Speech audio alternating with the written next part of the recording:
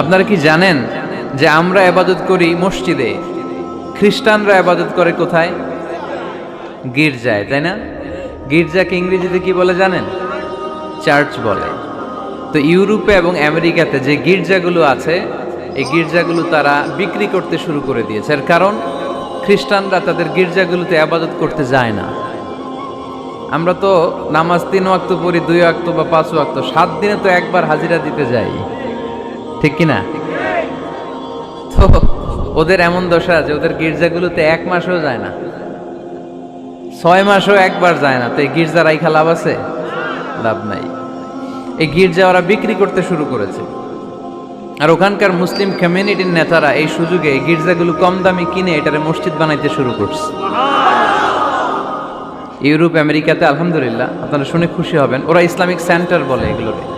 কি বলে? Islamic centre.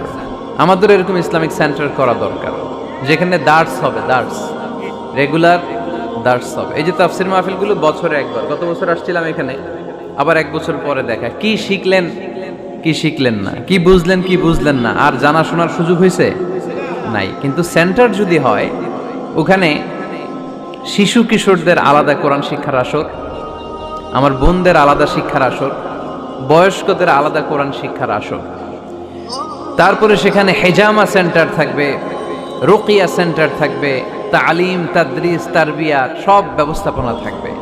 এজন্য সব জায়গায় এরকম সেন্টার থাকার দরকার আছে না নাই? যতদিন আমরা এই ইউনাইটেড থাকব, ততদিন আমাদের দিকে চোখ তুলে তাকাবার খবরদারি কারো থাকবে না। আর ইউনিটি যখন ব্রেক ডাউন করবে, আমরা শততা বিভক্ত, একজন আরেকজনের গালি দিবে, একজন আরেকজনের কাফের বলবে, তখনই সমাজের সব শান্তি সুখ এগুলো বিনষ্ট হতে চলবে। জোরে বলেন ঠিক কিনা? মুসলিম উম্মার মধ্যে এখন এই সমস্যা, ইউনিটি নাই। We don't have any central leadership, আমাদের কেন্দ্রীয় নেতৃত্ব নাই। এই যে ফিলিস্তিনে যে মারে আমাদেরকে পাখির মতো গুলি করে, মিয়ানমারের রাখাইন রাজ্য থেকে 10 লক্ষ মুসলমান তাড়ায় দিল টেকনাফে, এখন তারা পাহাড়ি এলাকায় আশ্রয় নিয়েছে। সিরিয়াতে মার খেয়ে গোটা বিশ্বে এরা ছড়িয়ে আছে। এই যে মুসলমানরা গোটা বিশ্বে মার খায়, আমাদের পক্ষে কথা বলার মতো আমাদের কোনো কেন্দ্রীয় লিডার আছে? সেন্ট্রাল লিডারশিপ নাই। আল খিলাফা আল ইসলামিয়া, ইসলামিক ক্যালিফেট, এটা নাই। এই সেন্ট্রাল লিডারশিপ না থাকার কারণে গোটা বিশ্বে আমরা আজ নির্যাতিত, নিষ্পেষিত, আমাদের কোনো মা বাপ নাই। জোরে কোন ঠিক কিনা? এদিকে লাথি মারলে ওইদিকে যাই, ওদিকে লাথি মারলে এদিকে আসি। আমাদের পক্ষ নিয়ে, আমাদের স্বার্থ নিয়ে যে কথা বলবে, জাতিসংঘে হুঙ্কার তুলবে, ওআইসি থেকে ঘোষণা আসবে, ওরকম একটা নেতাও আমাদের নাই। জোরে বলেন ঠিক কিনা? ওমরে ফারুকের মতো যদি একটা নেতা থাকতো, তাহলে গোটা বিশ্বে মুসলমানরা এক আমব্রেলার নিচে, এক ছাতার নিচে চলে আসতো, তাই না? এমন সাহাবী ছিলেন বিষ্ণু ঈসা ইসলাম তার ব্যাপারে বলেছেন, আসাদুহুম ফি আমরিল্লাহি উমর। আল্লাহর জমিনে আল্লাহর দ্বীন বাস্তবায়নের জন্য সবচেয়ে কঠিন সাহাবী ছিল যিনি, তিনি হচ্ছেন উমর।